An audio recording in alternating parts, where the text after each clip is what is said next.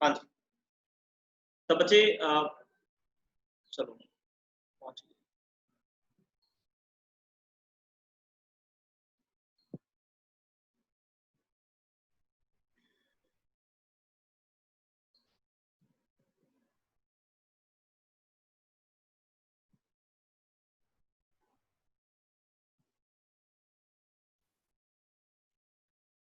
मैं भी जल्दी पहुंचा करो जी, लेट हो जाना तुसी हर बार।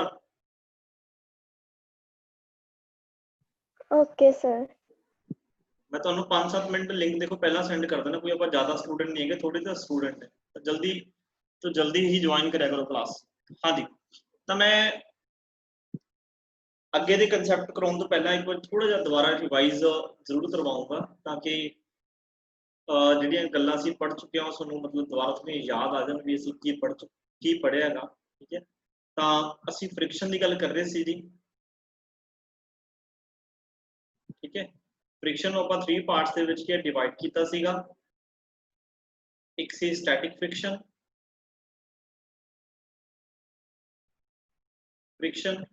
ਇੱਕ ਸੀ ਆਪਣੇ ਕੋਲ ਲਿਮਿਟਿੰਗ ਫ੍ਰਿਕਸ਼ਨ,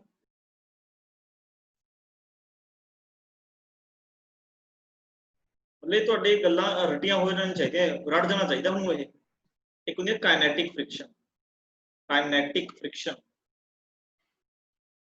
ਕਾਇਨੈਟਿਕ ਫ੍ਰਿਕਸ਼ਨ।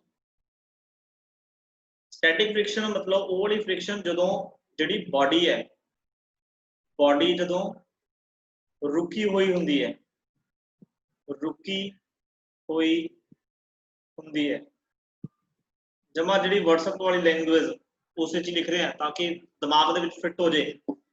वो वाली फोर्स जो बॉडी रुकी हुई होंगी है उदों लगती है। लिमिटिंग एक ही है, ये मैक्सिमम वैल्यू होंगी है, मैक्सिमम वैल्यू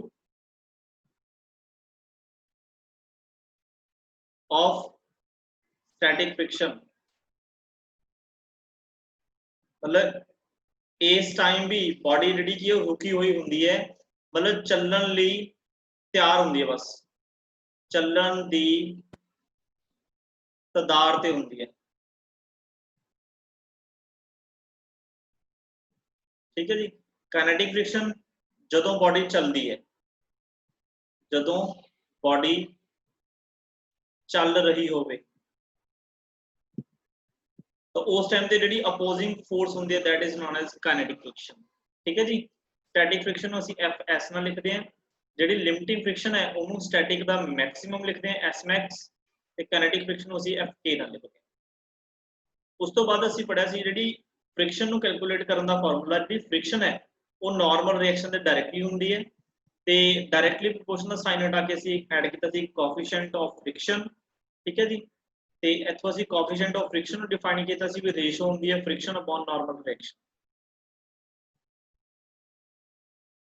ਤੇ ਤੁਹਾਨੂੰ ਦੱਸਿਆ ਸੀ ਜਿਹੜਾ फ्रिक्शन ਕੋਐਫੀਸ਼ੀਐਂਟ ਆਫ फ्रिक्शन ਹੈ ਇੱਕ यूनिट ਲੈਸ ਕੁਆਂਟੀਟੀ ਹੁੰਦੀ ਹੈ, ਤੇ यूनिट ਲੈਸ ਕੁਆਂਟੀਟੀ ਇਹਦੇ ਆਪਣੇ ਕੋਈ यूनिट ਨਹੀਂ ਹੁੰਦੇ, ਇਹ ਜਸਟ ਇੱਕ ਨੰਬਰ ਹੈ। ਠੀਕ ਹੈ, ਫਿਰ ਇਸ ਤੋਂ ਬਾਅਦ ਅਸੀਂ ਗੱਲ ਕੀਤੀ ਸੀ ਜਿਹੜਾ ਇਹ ਕੋਐਫੀਸ਼ੀਐਂਟ ਆਫ फ्रिक्शन ਹੈ ਇਹ ਵੀ ਦੋ ਤਰ੍ਹਾਂ ਹੁੰਦਾ ਹੈ, एक होंगे static friction coefficient of static friction, एक होंगे कोएफिशिएंट ऑफ काइनेटिक फ्रिक्शन। जो बॉडी एट रेस्ट होंगी है उस टाइम पे दा यूज होंगे कोएफिशिएंट ऑफ स्टैटिक फ्रिक्शन, ते जो बॉडी मोशन च होंगी है उस टाइम पे यूज होंगे कोएफिशिएंट ऑफ काइनेटिक फ्रिक्शन। ठीक है, ओके। फिर असी लास्ट वाले लेक्चर च पढ़िया सीगा angle of friction, angle of friction जिन्हों ਅਸੀਂ थीटा ਨਾਲ ਲਿਖਿਆ ਸੀਗਾ। ठीक है, ਤੇ ਇੱਕ ਪੜਿਆ ਸੀ ਅਸੀਂ एंगल ऑफ स्लाइडिंग, ਜਾਨੂੰ ਕੀ ਬੋਲਿਆ ਸੀ मैं angle of repose, angle of repose ਜਿਹਨੂੰ ਮੈਂ अल्फा ਨਾਲ ਲਿਖਿਆ ਸੀ। एंगल ऑफ फ्रिक्शन ਦਾ ਆਪਣੇ ਕੋਲ ਫਾਰਮੂਲਾ ਕੀ ਆਇਆ ਸੀਗਾ ਵੀ ਜਿਹੜਾ tan थीटा है ਉਹ μ ਦੇ ਬਰਾਬਰ ਹੁੰਦਾ ਹੈ, ਇਹ ਫਾਰਮੂਲਾ ਆਪਣੇ ਕੋਲ ਆਇਆ ਸੀ। ਤੇ एंगल ऑफ स्लाइडिंग ਦੇ ਵਿੱਚ एंगल ऑफ रिपोज ਦੇ ਵਿੱਚ ਆਪਣੇ ਕੋਲ ਕੀ ਆਇਆ ਸੀ tan अल्फा ਵੀ ਕਾਦੇ ਬਰਾਬਰ ਆਇਆ ਸੀ μ ਦੇ ਬਰਾਬਰ ਆਇਆ ਸੀ। ਦੋਨਾਂ ਇਕੁਏਸ਼ਨਸ ਨੂੰ ਬੱਚੇ ਅਸੀਂ ਕੰਪੇਅਰ ਕੀਤਾ ਸੀਗਾ, ਕੰਪੇਅਰ ਕਰਨ ਤੋਂ ਬਾਅਦ ਸਾਨੂੰ ਇਹ ਗੱਲ ਪਤਾ ਲੱਗੀ ਸੀ ਵੀ tan theta is equal to ਕੀ ਹੈ tan अल्फा है, क्योंकि दोनों ही μ ਦੇ ਬਰਾਬਰ ਆ ਰਹੇ, मतलब ਜਿਹਦੀ राइट हैंड साइड सेम है, ਇਹਦਾ मतलब ਦੀ लेफ्ट हैंड साइड भी ਕੀ ਹੋगी सेम होगी, ਇਹਦਾ ਮਤਲਬ मैं कह सकता भी theta is equal to alpha, मतलब जो एंगल ऑफ फ्रिक्शन ਹੁੰਦਾ है ਉਹੀ एंगल ऑफ रीपोज ਹੁੰਦਾ है। ਇੱਥੋਂ तक ਅਸੀਂ ਕੰਮ ਕੀ ਸਾਰਾ ਇਹ पढ़ चुके ਸੀਗੇ ਤੇ मैं उम्मीद करदा भी ਤੁਹਾਨੂੰ ਸਾਰਿਆਂ ਨੂੰ ਇਹ समझ आ गया होगा। ठीक है, देखो एक बार ध्यान ਨਾਲ पढ़ोगे तो ਤੁਹਾਨੂੰ बार-बार मेहनत करने की लोड़ नहीं पऊगी, जे एक बार ध्यान ਨਾਲ नहीं पढ़ोगे तो ਤੁਹਾਨੂੰ हर बारी ही बार-बार ਇਹਨੂੰ ਕੀ है पढ़ना पऊगा। नेक्स्ट आज ਅਸੀਂ कुछ ਇਹਦੇ केसेस ਕਰਨ जा रहे हैं। पहला जिहड़ा केस है जी, इफ एंगल ऑफ इंक्लाइनेशन, जिहड़ा मैं एंगल ऑफ इंक्लाइनेशन की गल कर रहे हैं, यह हॉरिजॉन्टल एक्सिस नाल एंगल है, मतलब एंगल विद द हॉरिजॉन्टल, ये वर्टिकल नाल भी हो सकता ना। If angle of inclination is less than angle of sliding, या कह सकते तुसी angle of repose, दोनों का मतलब सेम। देखो पहला मैं एक डायग्राम बनाना फिर मैं तुहानू क्लियर करना।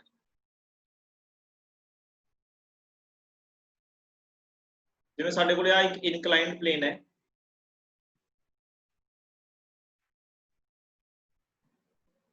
इनक्लाइंड प्लेन, ठीक है जी। ते इस इनक्लाइंड प्लेन दे विच देखो हॉरिजॉन्टल एक्सिस दे नाल आ तुहानू एक एंगल दिख रहा है, this angle is alpha, this angle is alpha, ठीक है। मैनू अल्फा लेके चलते हैं, ठीक है। एक ही है ये एंगल ऑफ इंक्लाइनेशन। हुण देखो आपां नूं पता है भी जिहड़ा एंगल ऑफ स्लाइडिंग है ना, एंगल ऑफ स्लाइडिंग एक वो वाला एंगल होता है जिथे बॉडी जस्ट स्लाइड करनी शुरू कर देती है। आप एक चीज पढ़ी है भी उस मिनिमम एंगल को असीं एंगल ऑफ स्लाइडिंग बोलांगे जिथे बॉडी की है स्लाइड करनी शुरू कर देती है। बट मैं हैडिंग की लिखी है भी जे एंगल ऑफ इनक्लाइनेशन घट होवे एंगल ऑफ स्लाइडिंग दे नाल, तां एग्जांपल दे तौर ते असीं सपोज करना भी जिहड़ा ये साडे लई साडे कोल जो एंगल ऑफ स्लाइडिंग है ना, एंगल ऑफ स्लाइडिंग उस सपोज मैं अल्फा नॉट लेके चल रहा, मैं थोड़ा जा मतलब अपने वाले मॉडिफाई कर रहा अल्फा नॉट, ठीक है नहीं, अदरवाइज सानू वेरिएबल्स बहुत कंसीडर करने पैणगे। अल्फा नॉट मान लो सिंपल एक मैं एग्जांपल देवां भी मान लो किसी सरफेस दे मतलब जिवें आ इनक्लाइन प्लेन बनाया ना, मैं आ इनक्लाइन प्लेन दा मान लो एंगल 45 है, तो 45 डिग्री मान लो साडे वास्ते की एंगल ऑफ स्लाइडिंग है, मतलब अल्फा नॉट है। मतलब इस एंगल दे अगर मैं कोई भी बॉडी इस सरफेस पे रखूंगा तो स्लाइड होनी शुरू हो जाएगी, जस्ट स्लाइड, तो ਅਸੀਂ बोलांगे ना भी ये एंगल ऑफ स्लाइडिंग है।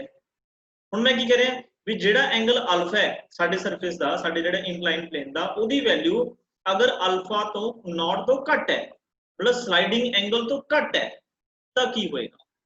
तो डेफिनेटली देखो प्रैक्टिकली सोच के देखो, जिवें मान लो आ इंक्लाइन प्लेन है ना, आ देखो ਇਹਦਾ इस हॉरिजॉन्टल ਨਾਲ कोई ना कोई एंगल बन रहा तुहानू दिख रहा है ना। अगर मान लो की है ये इत्थे मैं मान लो आ जिहड़ा मार्कर है, मार्कर मैं इत्थे रख रहा है ना, अगर की है ये वाला जिहड़ा एंगल है जिहड़ा तुहानू हॉरिजॉन्टल दे नाल दिख रहा है, अगर ये एंगल स्लाइडिंग एंगल तो घट है, ਇਹਦਾ मतलब ये पेन इस पोजीशन पे की रहूगा, स्टेशनरी रहूगा। देखो स्लाइड नहीं कर रहा, ये स्लाइड नहीं करूगा। अच्छा जे मैं मतलब की है ਇਹਦਾ ਜਿਹੜਾ इंक्लाइनेशन ਦਾ ਜਿਹੜਾ एंगल है, ये वाला एंगल जे मैं इंक्रीज करदा आ देखो की हो गया, ये स्लाइड हो गया, नीचे की हो गया स्लाइड हो गया। कदों होगा ये कंडीशन असीं कल पढ़ के हटे, ये उदों स्लाइड करना स्टार्ट कर सकता है जदों वो वाला एंगल मतलब जिहड़ा तुहानू स्क्रीन ते दिख रहा है, अगर मैं तुहानू इहदे विच कहां भी तुहाडा जिहड़ा ये अल्फा एंगल है वो किहदे बराबर हो जाए, एंगल ऑफ स्लाइडिंग के बराबर हो जाए, फिर वो स्लाइड करना स्टार्ट कर दो। जां जे उस तो ज्यादा बढ़ाओगे, मतलब जिवें मैं कहा भी इत्थे की है मतलब जाने की सरफेस स्लाइड कर रहे हैं ना, जे मैं इस तो ज्यादा बनाऊंगा तो भी स्लाइड करूंगा, उस तो ज्यादा तो स्लाइड करूंगा ही करूंगा। तो मिनिमम कंडीशन अपने को ये बनी है। बट हुण देखो मैं केस की दिता है, ध्यान नाल पढ़ो स्टेटमेंट सर। अल्फा केड़ा एंगल है सर? हां जी, अल्फा केड़ा एंगल है sir? Alpha alpha angle of inclination, ये वाला एंगल कोई भी एंगल हो सकता है, तुसीं अल्फा नहीं लिखना बीटा लिख लो। ते जिहड़ा एंगल ऑफ स्लाइडिंग है वो मैं मेंशन करता भी वो अल्फा नॉट है। ठीक है। Okay, sir. अब कह रहे हैं इफ एंगल ऑफ इंक्लाइनेशन, आ वाला जेड़ा मैं तुहानू रेड मार्कर ਨਾਲ शो करदा ना, आ देखो आ ਜਿਹੜੀ ਕੀ ਹੈ, ਜਿਹੜੀ ਆ ਲਾਈਨ ਹੁੰਦੀ ਨੇ हॉरिजॉन्टल एक्सिस ਹੁੰਦੀ है, हॉरिजॉन्टल। इस हॉरिजॉन्टल एक्सिस ਦਾ इस इंक्लाइन ਦੇ ਨਾਲ जो एंगल बनता है, this angle is known as angle of inclination, angle of inclination. ਹੁਣ ਬੱਚੇ ਇਸ ਪਲੇਨ ਦੇ ਵਿੱਚ ਮੈਂ ਕੀ ਕਰਦਾ, ਇੱਥੇ ਇੱਕ ਬੋਡੀ ਰੱਖ ਰਿਹਾ, ਧਿਆਨ ਨਾਲ ਸੁਣੋ ਮੇਰੀ ਗੱਲ, ਇੱਥੇ ਇੱਕ ਬੋਡੀ ਰੱਖ ਰਿਹਾ, ਠੀਕ ਹੈ ਜੀ। ਤੇ ਇਸ ਬੋਡੀ ਦੇ ਤੁਹਾਨੂੰ ਕੰਪੋਨੈਂਟ ਡਿਵਾਈਡ ਕਰਨੇ ਆਉਂਦੇ ਆ, ਨੀਚੇ ਇਹਦਾ ਲੱਗੂਗਾ weight mg, ਠੀਕ ਹੈ ਜੀ, ਉੱਪਰ ਇਹਦਾ ਲੱਗੂਗਾ ਨਾਰਮਲ ਰਿਐਕਸ਼ਨ n, ਠੀਕ ਹੈ ਜੀ। ਤੇ ਇਸ ਸਾਈਡ ਇਹਦਾ ਕੰਪੋਨੈਂਟ ਜਾਊਗਾ, ਆ ਵੀ ਐਂਗਲ ਕੀ ਹੋਊਗਾ alpha, that is mg cos alpha, ਤੇ ਇਸ ਸਾਈਡ ਕੀ ਆਊਗਾ दैट इज mg, इस साइड क्या होगा that is mg sin alpha. हुण तुसी आप सोच के मैनू बोलो, ये जे एंगल ऑफ इंक्लाइनेशन स्लाइडिंग तो घट है, कि यह ब्लॉक नीचे वाल मूव करना चाहिए या नहीं करना चाहिए?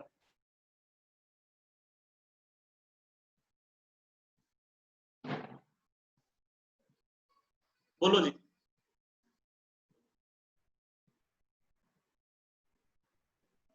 फटाफट रिप्लाई करो। जेड़ा ये एंगल अल्फा है, मैं ये मान के चल रहा भी alpha angle is less than alpha naught, ये स्लाइडिंग एंगल तो घट वाला एंगल है। इस ते अगर असीं एक ब्लॉक प्लेस करता, कि ये ब्लॉक स्लाइड करना चाहिए या नहीं चाहिए?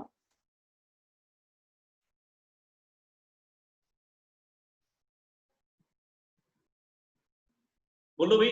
देखो पता की है जी, एक चीज हमेशा नहीं सर, हाँ एक चीज हमेशा याद रखो, मैं तुहानू पहला भी कहता हुंदा सी, ਜਦੋਂ मैं ਤੁਹਾਨੂੰ ਸਕੂਲ ਚ ਪੜਾਇਆ, ਜਿਹੜੇ ਬੱਚੇ ਨੂੰ ਇਹਨਾਂ ਨੂੰ ਵੀ ਪਤਾ ਹੈਗਾ, ਠੀਕ ਹੈ ਵੀ ਮੈਂ ਹਮੇਸ਼ਾ ਇਹ ਗੱਲ ਕਹਿਣਾ ਚਾਹੁੰਦਾ ਵੀ ਸਿੱਖੋਗੇ ਤਾਂ ਜੇ ਬੋਲੋਗੇ। ਜਿਹਦਾ ਦੇਖੋ ਐਂ ਬੈਠ ਕੇ ਇਕੱਲੀ ਵੀਡੀਓ ਹੀ ਮੇਰੀ ਦੇਖਣੀ ਹੈ, ਫਿਰ ਤਾਂ ਕੋਈ ਫਾਇਦਾ ਨਹੀਂ, ਫਿਰ ਤਾਂ ਚਾਹੇ ਕਲਾਸ ਲਾਉਣੀ ਅੱਜ ਹੀ ਛੱਡ ਦੋ, ਫਿਰ ਕੋਈ ਫਾਇਦਾ ਨਹੀਂ ਹੈਗਾ, ਬੋਲਣਾ ਪਏਗਾ, ਠੀਕ ਹੈ। ਦੇਖੋ ਮੈਂ ਵੀ ਬੋਲਦਾ ਨਾ, ਮੇਰੇ ਕੋਲ ਇੱਥੇ ਕਮਰੇ 'ਚ ਦੇਖੋ ਕੋਈ ਨਹੀਂ ਹੈਗਾ ਹੁਣ, ਹਨਾ ਨਾ ਹੀ ਤੁਹਾਡੀ ਇਧਰੋਂ ਵੀਡੀਓ ਹੋਣਾ, ਮੈਂ ਫਿਰ ਵੀ ਦੇਖੋ ਮਤਲਬ ਜਿਵੇਂ ਮੇਰਾ ਕਲਾਸ ਦੇ ਵਿੱਚ ਬੋਲਣ ਦਾ ਵੇ ਹੁੰਦਾ, ਮੈਂ ਉਹ ਐਜ਼ ਇਟ ਇਜ਼ ਮਤਲਬ ਇੱਥੇ ਬੋਲਦਾ, ਹਨਾ। ਤੇ ਜੇ ਤੁਸੀਂ ਰਿਸਪੌਂਸ ਨਹੀਂ ਦਿਓਗੇ, ਇਸ ਵੀਡੀਓਜ਼ ਲੈਕਚਰ ਦਾ 1% ਵੀ ਫਾਇਦਾ ਨਹੀਂ। मतलब फिर जिवें वो कहते भी ऑनलाइन जी पढ़ाई होंगी है जी, वो किसी काम की नहीं होंगी, वो इसे करके है क्योंकि जो स्टूडेंट्स ने वो मतलब अपने वालों की है कनैक्ट नहीं करते है, जिन्ना चਿਰ कनैक्शन नहीं है फिर जो लर्निंग जो प्रोसैस है वो जीरो है। ये मैं तुहानू कह रहा, मेरी आवाज तो सारे सुनती है ना साफ साफ? यस सर, फिर Yes, मतलब sir. बोलना चाहिए जी। देखो हुण आप बिल्कुल साफ साफ नजर आ रहा है कि जो एंगल ऑफ स्लाइडिंग वो अल्फा नॉट सीगा, ते जो अल्फा असी एंगल कंसीडर किया वो तो घट है, तो यदा मतलब बॉडी नीचे नू स्लाइड नहीं करेगी। मान लो जी मैं तुहानू कह रहा भी आ वाला इंक्लाइन प्लेन है, ठीक है, आ हॉरिजॉन्टल नाल एक्सिस दा एंगल हो गया इंक्लाइन एंगल, है ना। ये की है बॉडी इत्थे पई है, देखो इंक्लाइन नहीं, इंक्लाइन प्लेन ते तां हैगी है ना, पर जिहड़ा आ वाला एंगल हॉरिजॉन्टल नाल ये की है, ये स्लाइडिंग एंगल तो घट है। चलो बॉडी देखो स्लाइड नहीं कर रही, देखो मैं हुण बताऊंगा इहनू, मैं इहनू इंक्रीज कर रहा है, इंक्रीज कर रहे हैं, इंक्रीज कर रहे हैं, इंक्रीज कर रहे हैं, इंक्रीज करते करते आ जिहड़ा सरफेस है ये देखो की हो गया नीचे आ गया, इत्थे नहीं कर रहा, इत्थे भी नहीं हो रहा, इत्थे भी नहीं हो रहा, इत्थे भी नहीं हो रहा, मतलब एक पर्टिकुलर एंगल सी स्लाइड होया ना, आ पर्टिकुलर एंगल जिहड़ा हॉरिजॉन्टल नाल बन रहा है that is known as angle of sliding. ਇਹਦਾ मतलब इस तो जिन्ना भी घट एंगल तुसी बनाओगे उस ते जिहड़ी बॉडी है स्लाइड नहीं कर। तो पहला केस ही होया कि जे एंगल ऑफ इंक्लाइनेशन घट होवे किदे नालों, एंगल ऑफ स्लाइडिंग दे नालों, तो की होगा, तो ब्लॉक की है मूव नहीं करूगा। तो ਇਹਦਾ ਜਿਹੜਾ फर्स्ट ਜਿਹੜਾ पॉइंट मैं लिख रहा इत्थे मेन ਜਿਹੜਾ कंक्लूजन है, सर mg sin अल्फा किवें बनाई? हाँ जी अपना mg sin अल्फा किवें बनया? sin alpha cos alpha confuse कर यार दिया। शुभ करमन ऐ ना करे यार, हम देख एनी बार पढ़ ले कोऑर्डिनेट्स की है, कंपोनेंट बना ले, mg वेट नीचे लग रहे हैं, ओदा ए साइड कंपोनेंट की है mg cos अल्फा, ते इस तो परपेंडिकुलर कंपोनेंट की होंदा mg sin अल्फा।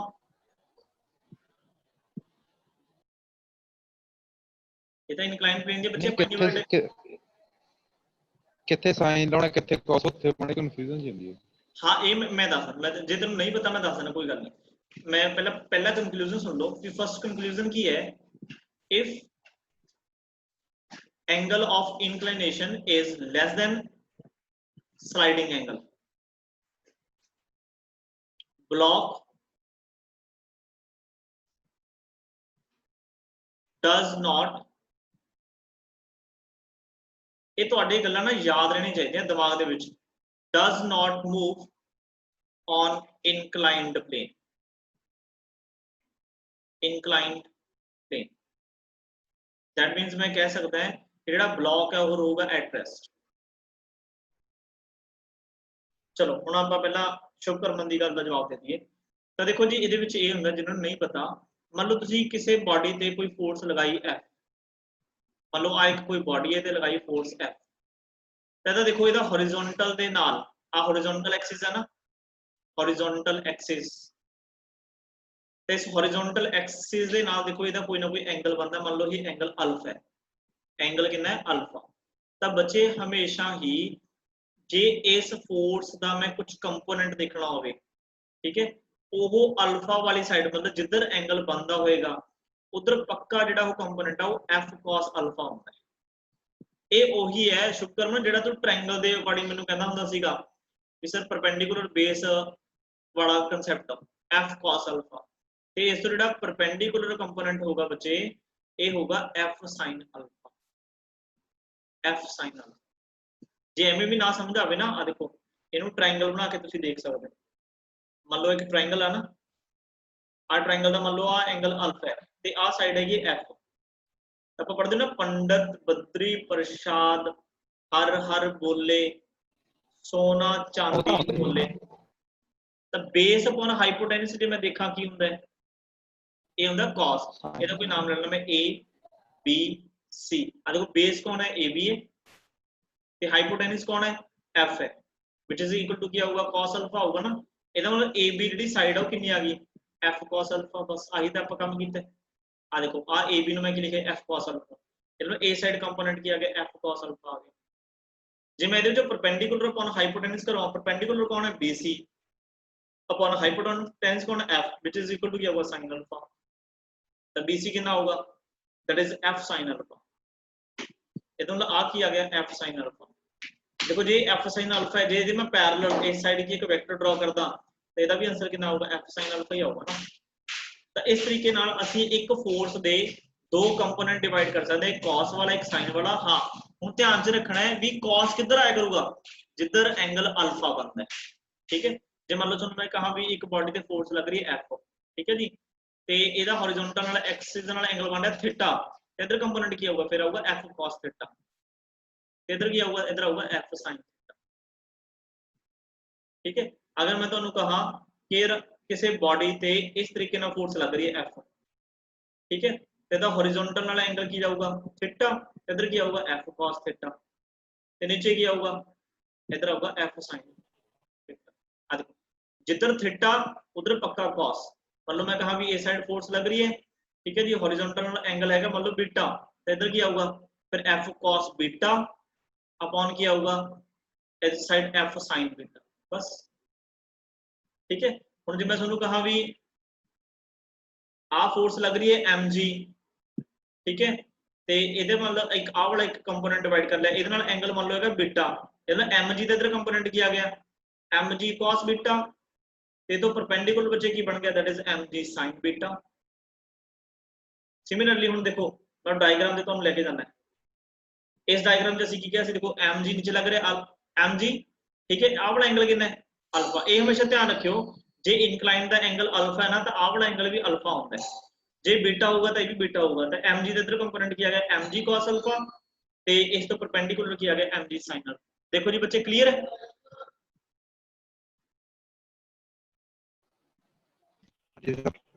शुक्रमन क्लियर है ना? हाँ जी हाँ क्लियर है। हाँ ये तो काफी इंपॉर्टेंट है जी, इनू तो ध्यान च रखना है। अच्छा ਇਹਦੇ ਵੱਲ ਹੁਣ ਜਿਹੜੀ ਬਾਡੀ ਹੈ ਜਿਹੜਾ ਬਲੌਕ ਆ ਮੂਵ ਨਹੀਂ ਕਰੇਗਾ, ਇੱਕ ਤਾਂ ਸਾਨੂੰ ਇਹ ਪਤਾ ਲੱਗ ਗਿਆ ਓਕੇ। ਦੂਸਰਾ ਮੇਨ ਕੰਕਲੂਜਨ ਕੀ ਆ ਉਹ ਦੇਖਦੇ ਆ।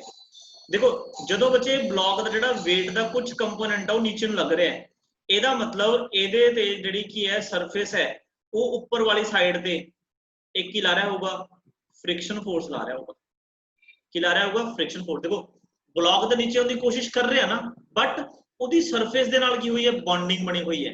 ਜਿਵੇਂ ਅਸੀਂ ਜਿਹੜਾ ਉਹਦਾ ਕਾਜ਼ ਪੜਿਆ ਸੀਗਾ ਵੀ ਇੱਕ ਸਰਫੇਸ ਦੀ ਦੂਸਰੇ ਸਰਫੇਸ ਨਾਲ ਬੌਂਡਿੰਗ ਬਣੀ ਹੁੰਦੀ ਹੈ, ਉਹ ਬੌਂਡਿੰਗ ਨੂੰ ਜੇ ਤੁਸੀਂ ਤੋੜੋਗੇ ਤਾਂ ਬਾਡੀ ਮੂਵ ਕਰੂਗੀ। ਇਹਦਾ ਮਤਲਬ ਇਹ ਬਲੌਕ ਨਹੀਂ ਟੁੱਟ ਰਿਹਾ, ਇਹਦਾ ਮਤਲਬ ਕੀ ਹੈ, ਦੇਖੋ ਫੋਰਸ ਤਾਂ ਨੀਚੇ ਲੱਗ ਰਹੀ ਹੈ, ਇਹਦਾ ਮਤਲਬ ਸਰਫੇਸ ਇਹਨੂੰ ਇੱਕ ਉੱਪਰ ਨੂੰ ਫੋਰਸ ਦੇ ਰਿਹਾ, ਜਿਹਦੇ ਕਰਕੇ ਬੌਂਡਿੰਗ ਨੀਚੇ ਨਹੀਂ ਆ ਰਹੀ। ਤੇ ਫੋਰਸ ਕਿਹੜੀ ਹੈ, ਇਹ ਫੋਰਸ ਹੈਗੀ ਹੈ ਫ੍ਰਿਕਸ਼ਨ। ਹੁਣ ਦੇਖੋ ਮੈਂ ਕੀ ਲਿਖਿਆ, block does not move on inclined plane at rest ਹੈ, ਇਹਦਾ ਮਤਲਬ ਤੁਸੀਂ ਮੈਨੂੰ ਦੱਸੋਗੇ ਹੁਣ ਫ੍ਰਿਕਸ਼ਨ ਸਟੈਟਿਕ ਹੋਊਗੀ ਜਾਂ ਕਾਇਨੈਟਿਕ ਹੋਊਗੀ? Sir static. ਹਾਂ, ਇਹਦਾ ਮਤਲਬ ਬੱਚੇ FS ਲਿਖਿਆ ਜਾਊਗਾ, ਇਹ ਹੋਗੀ F ਸਟੈਟਿਕ। ਹੁਣ ਜੇ ਤੁਹਾਨੂੰ ਮੈਂ ਕਹਾਂ ਵੀ ਸਟੈਟਿਕ ਫ੍ਰਿਕਸ਼ਨ ਦੀ ਵੈਲਿਊ ਫਾਈਂਡ ਕਰੋ ਯਾਰ, ਵੀ ਸਟੈਟਿਕ ਫ੍ਰਿਕਸ਼ਨ ਦੀ ਵੈਲਿਊ ਕਿੰਨੀ ਹੈ, ਠੀਕ ਹੈ, ਅਸੀਂ ਉਹ ਵੀ ਇੱਥੋਂ ਕੈਲਕੂਲੇਟ ਕਰ ਸਕਦੇ ਹਾਂ, ਬਟ ਉਹ ਤੋਂ ਪਹਿਲਾਂ ਇੱਕ ਕੰਡੀਸ਼ਨ ਬਣਾਉਣੀ ਹੈ। ਦੇਖੋ ਬਲੌਕ ਮੂਵ ਨਹੀਂ ਕਰ ਰਿਹਾ, ਇਹਦਾ ਮਤਲਬ ਬੱਚੇ ਮੈਂ ਕਹਿ ਸਕਦਾ ਹੈ ਕਿ ਨੀਚੇ ਵੱਲ ਕੀ ਹੈ ਜਿਹੜੀ ਨੈਟ ਫੋਰਸ ਹੈ, ਜਿਹੜੀ ਆ ਨੀਚੇ ਵੱਲ ਕੀ ਹੈ ਜਿਹੜੀ ਫੋਰਸ ਹੈ F net ਹੈ ਨਾ, ਉਹ ਕੀ ਹੈ, ਉਹ ਵੈਰੀ ਸਮਾਲ ਹੈ, ਮਤਲਬ ਵੈਰੀ ਸਮਾਲ ਐ ਕਰ ਯਾਰ, ਚਲੋ ਇੰਨਾ ਵੀ ਛੱਡੋ। देखो जे ब्लॉक नीचे नहीं मूव कर रहा, ਇਹਦਾ मतलब की है, जे मैं एक कहा कि ਜਿਹੜੀ नीचे फोर्स ਕਿਹੜੀ ਲੱਗ ਰਹੀ ਸੀ, नीचे ਦਾ फोर्स ਲੱਗ ਰਹੀ ਸੀ mg sin अल्फा, ठीक है, ऊपर फोर्स ਕਿਹੜੀ ਲੱਗ ਰਹੀ है फ्रिक्शन स्टैटिक वाली। ਤਾਂ ਤੁਸੀਂ ਹੁਣ ਇਹਨਾਂ ਦੋਨਾਂ ਫੋਰਸ ਨੂੰ ਦੇਖ ਕੇ ਇਹ ਬੋਲੋ ਕਿ ਕਿਹੜੀ ਫੋਰਸ ਜ਼ਿਆਦਾ ਹੋਊਗੀ, स्टैटिक वाली फ्रिक्शन वाली फोर्स ज्यादा होगी या mg sin अल्फा ज्यादा होगा? ब्लॉक देखो नीचे नहीं आ रहा, ਇਹਦਾ ਮਤਲਬ ਮੈਂ ਇਹ ਕਹਿ ਸਕਦਾ ਵੀ ਨੀਚੇ ਵਾਲੀ ਫੋਰਸ ਘੱਟ ਹੈ ਕਿਹਦੇ ਨਾਲੋਂ, ਸਟੈਟਿਕ ਵਾਲੀ ਨਾਲੋਂ। ਤਾਂ ਬੱਚੇ ਇਹਦੇ ਵਿੱਚ ਆ ਕੰਡੀਸ਼ਨ ਇੱਕ ਮੇਨ ਹੁੰਦੀ ਹੈ ਕਿ ਜਦੋਂ ਬਲੌਕ ਮੂਵ ਨਹੀਂ ਕਰਦਾ ਨਾ, ਤਾਂ ਇਹਦਾ ਮਤਲਬ mg sin alpha is less than ਇਹਦੀ ਸਟੈਟਿਕ ਫ੍ਰਿਕਸ਼ਨ ਦੇ ਨਾਲੋਂ। ਮਤਲਬ ਸਿੰਪਲ ਦੇਖੋ, ਮੰਨ ਲਓ ਮੈਂ ਤੁਹਾਨੂੰ ਕਹਾਂ ਜੇ ਵੀ ਨੀਚੇ ਫੋਰਸ ਲੱਗ ਰਹੀ ਹੈ 10 ਨਿਊਟਨ, ਅੱਛਾ ਉੱਪਰ ਕੀ ਹੈ ਜਿਹੜਾ ਫੋਰਸ ਜਿਹੜੀ ਲੱਗ ਰਹੀ ਹੈ ਉਹ ਮੰਨ ਲਓ ਕਿ ਮੈਕਸਿਮਮ ਫੋਰਸ ਕਿੰਨੀ ਲੱਗ ਰਹੀ ਹੈ, ਮੰਨ ਲਓ ਜਿਵੇਂ 10 ਨਿਊਟਨ, ਠੀਕ ਹੈ, हो सकता है कि लग रही होगी 11 न्यूटन।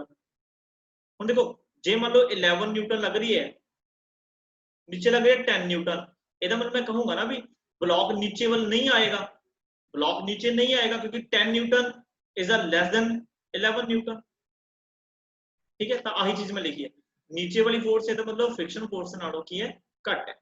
ओके, ਹੁਣ ਜਿਹੜਾ ਬੱਚੇ स्टैटिक फ्रिक्शन है, static friction now static friction की जिहड़ी वैल्यू है बच्चे सानू पता है वो की होंदी है, वो होंदी है म्यू। देखो हुण म्यू किहड़ा होगा, स्टैटिक, क्योंकि फ्रिक्शन स्टैटिक है तो कोएफिशिएंट ऑफ फ्रिक्शन भी की लगूगा स्टैटिक, इनटू की होंदा नॉर्मल रिएक्शन, तो Fs which is equal to mu s। अच्छा नॉर्मल रिएक्शन की जिहड़ी वैल्यू है ਅਸੀਂ ਇੱਥੋਂ देख सकते हैं, आ देखो नॉर्मल रिएक्शन ਦੀ बिल्कुल ऑपोजिट किहड़ी वैल्यू है mg cos अल्फा। ਇਹਦਾ मतलब बच्चे नॉर्मल रिएक्शन है जो वो mg cos अल्फा के बराबर है, तेरी वैल्यू पुट कर दो, ਇਹਦਾ मतलब ਕੀ ਆ ਗਿਆ mg cos alpha, mg cos alpha. अच्छा ਹੁਣ देखो एक्चुअल ਦਾ ਜਿਹੜੀ mg sin अल्फा ਹੈ ਉਹ फ्रिक्शन फोर्स ਤੋਂ ਘੱਟ ਹੈਗੀ, बट ਜਦੋਂ ਵੀ ਅਸੀਂ मतलब ਕੰਡੀਸ਼ਨਸ ਲੈਣੀਆਂ, ਚਲੋ ਮੈਂ ਘੱਟ ਨਾਲ ਹੀ ਕਰਵਾ, ਚਲੋ ਇੰਨਾ ਵੀ ਸਮਝ ਜਾਉਣ ਦੀ ਲੋੜ ਨਹੀਂ। ਇਹਦਾ मतलब मैं ਇੱਥੋਂ ਇਹ ਗੱਲ ਲਿਖ ਸਕਦਾ ਹੈ ਜਿਹੜੇ Fs μ s mg cos θ ਹੋ ਗਿਆ ਨਾ, ਇਹਦੀ ਵੈਲਿਊ ਬੱਚੇ ਤੁਸੀਂ ਕੀ ਪੁੱਟ ਕਰ ਦੋ 1, पुट इन 1, जे 1 च बच्चे ਅਸੀਂ वैल्यू पुट करिए तो ਸਾਡੇ ਕੋਲੇ ਕੀ ਆਊਗਾ, ਸਾਡੇ ਕੋਲੇ ਆਊਗਾ mg sin alpha which is less than mg cos alpha, ठीक है।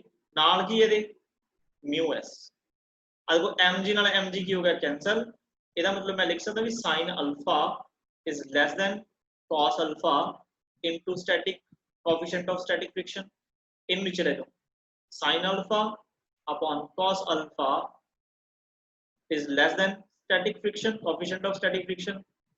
This means that tan alpha is less than coefficient of static friction. This is very important concept, very important। ਜਦੋਂ ਵੀ ਤੁਹਾਡਾ tan alpha static friction ਦੇ coefficient ਤੋਂ ਜਦੋਂ ਉਹਦੀ value ਘੱਟ ਆਇਆ ਕਰੇਗੀ, ਇਹਦਾ मतलब ਤੁਸੀਂ डेड श्योर हो कि ब्लॉक मूव नहीं करता, तो ब्लॉक मूव नहीं करता, क्योंकि देखो एक कंडीशन बनी किवें है, एक कंडीशन बनी उदों है ना जो ਅਸੀਂ ब्लॉक ਨੂੰ ਕਿਹਾ ब्लॉक रेस्ट है यार, ब्लॉक नहीं मूव कर रहा, क्यों नहीं मूव कर रहा, क्योंकि नीचे वाली फोर्स है ਜਿਹੜੀ ਉੱਪਰ ਵਾਲੀ फोर्स ਨਾਲੋਂ ਘੱਟ है। ਤਾਂ देखो मैं उसी ਨੂੰ सॉल्व ਕੀਤਾ, उसी सिचुएशंस ਨੂੰ सॉल्व ਕੀਤਾ, उसी इक्वेशंस ਨੂੰ मैं सॉल्व ਕੀਤਾ, ਤਾਂ ਮੇਰੇ ਕੋਲੇ स्टैंडर्ड रिजल्ट बना। ਤਾਂ ਤੁਸੀਂ ਹਮੇਸ਼ਾ ਇਹ ਗੱਲ ਧਿਆਨ 'ਚ ਰੱਖਣੀ ਹੈ ਬੱਚੇ कि अगर tan अल्फा, अल्फा की है एंगल ऑफ इंक्लाइनेशन, अगर ओदा एंगल दा tan अल्फा तुसी कैलकुलेट कर लो ते ओदी value coefficient of static friction नालों आ जाए घट, ਇਹਦਾ मतलब तुसी डेड श्योर हो बॉडी मूव नहीं करती। एग्जांपल के तौर पे मैं तुहानू एग्जांपल दसदा, मान लो मैं तुहानू कहता कि जेड़ा सरफेस ते तुसी बॉडी मूव करा रहे हो ओदी जेड़ी स्टैटिक फ्रिक्शन दी वैल्यू सानू गिवन हो गई, मान लो 0.8 है, कितनी है 0.8, ते एंगल ऑफ इंक्लाइनेशन मैं तुहानू देता भी जेड़ा कि एंगल ते बॉडी मूव कर रही है, सपोज वो एंगल हैगा 37 डिग्री, कितना एंगल है 37 डिग्री। तो बच्चे जो तुसी tan 37 कैलकुलेट करोगे ना, tan 37 ਇਹਦੀ वैल्यू ਹੁੰਦੀ है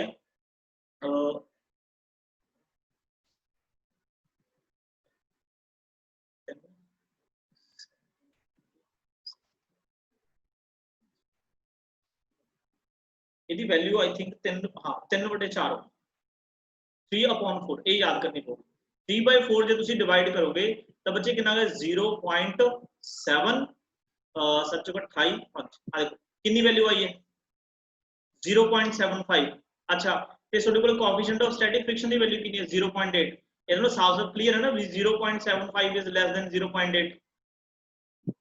ਇਹਦਾ मतलब ਜਦੋਂ ਤੁਸੀਂ ਇੰਨਾ फाइंड कर लेना, ਇਹਦਾ मतलब ਤੁਹਾਨੂੰ पता लग गया भी बॉडी है ਜਿਹੜੀ ਜਾਂ ब्लॉक है वो कादे विच है, वो एट रेस्ट है। तो न्यूमेरिकल तुसी डायरेक्ट ही सॉल्व कर लिया करोगे इदा, मान लो तुहानू एक इंक्लाइन प्लेन देता, अल्फा का एंगल देता, ठीक है, ऊपर बॉडी रखती, तुहानू पूछ रहा भी ये ब्लॉक मूव करूगा या नहीं करूगा, तो तुहाडे दिमाग में सब तो पहला कंसैप्ट ये हिट करना चाहिए भी इहदा अल्फा चेक करो, अल्फा दिता होया, अच्छा उहदा tan कढ लो, tan अल्फा आ गया, tan अल्फा की वैल्यू अगर स्टैटिक फ्रिक्शन के कोएफिशिएंट तो घट है, इहदा मतलब ब्लॉक मूव नहीं करता। हाँ जी बच्चे आवाज सुनाई दे रही है?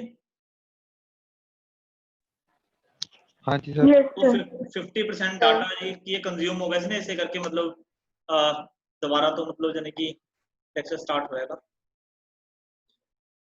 ठीक है जी बच्चे, क्लियर हो गया ना कंसेप्ट ये वाला? तो दो मेन कंक्लूजन असि लिख ले कि जे angle of inclination is less than angle of sliding है तो ब्लॉक रेस्ट होगा।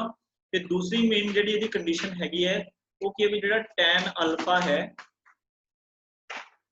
अगर लेस देन की है कोएफिशिएंट ऑफ स्टैटिक फ्रिक्शन है, ਇਹਦਾ मतलब कि ये बॉडी एट रेस्ट है, मतलब block at rest, block at rest. ठीक है जी, ये दो कंक्लूजन अपने को हो गए। अच्छा डायग्राम तो उड़ गया ना, चलो थर्ड कंक्लूजन ਇਹਦੇ ਵਿੱਚ हाँ बस दो मेन कंक्लूजन यही सी, ठीक है भी tan alpha less than μs होगा, ठीक है ब्लॉक एट रेस्ट। ते दूसरा ਤੁਹਾਨੂੰ मैं दसदा भी ਜਿਹੜਾ ਉਹ कैलकुलेशन ਦੀ किवें करनी है ना, ठीक है ओके। नेक्स्ट ਜਿਹੜਾ कंसेप्ट है जी, if angle of inclination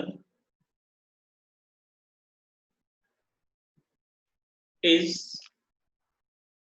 greater than angle of sliding, angle of sliding ਜਾਂ ਕੀ ਕਹਿ ਸਕਦੇ ਹੋ angle of repose। ਤਾਂ ਫਿਰ ਆਪਾਂ एग्जांपल तौर ਤੇ ਇਹਦੇ ਵਿੱਚ ਮੰਨ ਲੈਂਦੇ ਆ ਵੀ let us suppose that ਜਿਹੜਾ एंगल ऑफ स्लाइडिंग है वो की है, वो है अल्फा नॉट। ठीक है जी, तो साडे कोल एक इनक्लाइन प्लेन ਅਸੀਂ ड्रॉ कर रहे हैं,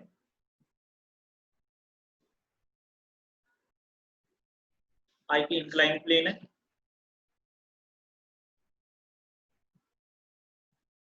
ਇਹਦੇ ਵਿੱਚ ਬੱਚੇ ਤੁਹਾਨੂੰ ਆ ਇੱਕ एंगल दिख रहा है, ये एंगल है अल्फा, ਤੇ ਹੁਣ ਅਸੀਂ ਕੰਡੀਸ਼ਨ ਲੈ ਕੇ ਚੱਲਦੇ ਹਾਂ ਵੀ ਜਿਹੜਾ ਇਹ एंगल अल्फा है वो ग्रेटर देन है किते नालों अल्फा नॉट है। तो सेम ਅਸੀਂ ਇੱਥੇ ਇੱਕ ब्लॉक की है प्लेस करांगे जिहदा जिहड़ा वेट आ बच्चे वो towards the centre of earth लगेगा, weight towards centre of earth mg, ठीक है जी। ਤੇ ਇਹਦੇ ਅਸੀਂ ਕੰਪੋਨੈਂਟ ਡਿਵਾਈਡ ਕਰ ਲਾਂਗੇ, ਇਹ ਇਹਦਾ ਨਾਰਮਲ ਰਿਐਕਸ਼ਨ ਹੋ ਗਿਆ ਤੇ ਇਸ ਸਾਈਡ ਜਿਹੜਾ ਦਾ ਕੰਪੋਨੈਂਟ ਆਏਗਾ that is mg cos alpha। मतलब ਇਹ ਡਾਇਗਰਾਮ ਮੇਰੇ ਇੰਨੀ ਵਾਰ ਬਣਾਉਣੀ ਪੈਂਦੀ ਹੈ ਕਿ ਤੁਹਾਡੇ ਇਹ ਨਾ ਦਿਮਾਗ ਦੇ ਵਿੱਚ ਫਿੱਟ ਹੀ ਹੋ ਜੂਗੀ, ਬਸ ਤੁਹਾਨੂੰ ਬਣਾਉਣ ਦੀ ਲੋੜ ਵੀ ਨਹੀਂ ਪਿਆ ਕਰਨੀ। ਇਧਰ ਕੀ ਆਊਗਾ mg sin alpha। अच्छा हुण देखो जे एंगल ऑफ इंक्लाइनेशन ग्रेटर है स्लाइडिंग दे नालों तो दसो बॉडी की होगी, स्लाइड होएगी तो नहीं होएगी? सर होगी। वेरी गुड, बिल्कुल होगी। तो ਅਸੀਂ ਕਹਾਂਗੇ कि एक तो कंक्लूजन ये हो गया, in that case body slide on inclined plane with some acceleration,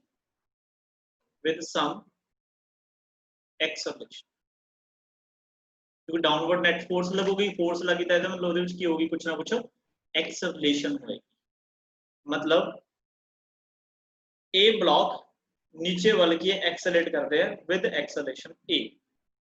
okay ਹੁਣ देखो ਜਦੋਂ ਬਲੌਕ ਬੱਚੇ ਇਹ ਨੀਚੇ ਵੱਲ ਐਕਸਲੇਟ ਕਰਦਾ ਹੋਊਗਾ ਤਾਂ ਤੁਸੀਂ ਦੱਸੋਗੇ ਇਹਦੇ ਆਪੋਜ਼ਿਟ ਡਾਇਰੈਕਸ਼ਨ ਦੇ ਵਿੱਚ ਇਸ ਸਾਈਡ ਕੀ ਲੱਗ ਰਹੀ ਹੋਊਗੀ, ਇੱਕ फोर्स। इस फोर्स का नाम क्या होगा? Frictional force. Frictional force. Very good. हुण ये फ्रिक्शनल फोर्स केड़ी होगी, स्टैटिक है या काइनेटिक है? काइनेटिक। काइनेटिक क्योंकि ब्लॉक नीचे वाले एक्सेलरेट कर रहे पास, तो ਇਹਦਾ मतलब हुण ਇੱਥੇ ਕੀ ਹੈ Fk ਆ, ठीक है। ਤਾਂ दूसरा की ਆਪਾਂ ਹੁਣ ਇਹਦੇ ਵਿੱਚ ਜੇ ਲਿਖੀਏ ਕੰਕਲੂਜਨ ਕਿ ਜਿਹੜਾ mg sin alpha है बच्चे, ਹੁਣ मैं कहूंगा ना जो नीचे जा रहा है मतलब ए वाली फोर्स ਇਹਦੇ ਨਾਲੋਂ ਵੱਡੀ है काइनेटिक नालों, ऐ कहूंगा मैं। अब ਇਹਦਾ मतलब नीचे वाली फोर्स मान लो कि मैं कहा 11 न्यूटन दी है, ऊपर वाली कितनी है 10 है, तो नीचे कितनी फोर्स नाल जा रहा है 1 न्यूटन दी फोर्स नाल जा रहे हैं। अब अच्छा Fk ਇਹਨੂੰ फिर मैं इक्वेशन नंबर 1 लिख लेना है। Fk बच्चे सी फाइंड करने वास्ते देखो म्यू केड़ा यूज करांगे, k वाला। अच्छा ये कादे बराबर होगा, इनटू नॉर्मल रिएक्शन, ते नॉर्मल रिएक्शन तुहानू पता ही है जो लास्ट वाले केस दे विच कैलकुलेट कीता सी वही आऊगा, that is mg cos alpha, mg cos alpha। अच्छा ਇਹਦੀ वैल्यू की पुट कर दो 1 दे विच, पुट इन 1। ਇਹਦਾ मतलब बच्चे mg sin alpha is greater than की आ गया mu k mg cos alpha। mg नाल mg की हो गया कैंसल, तो ਇਹਦਾ मतलब की बन गया sin alpha is greater than mu k cos alpha। इनू डिनोमिनेटर ਦੇ ਵਿੱਚ ਲਿਖ ਲਓ ਤਾਂ sin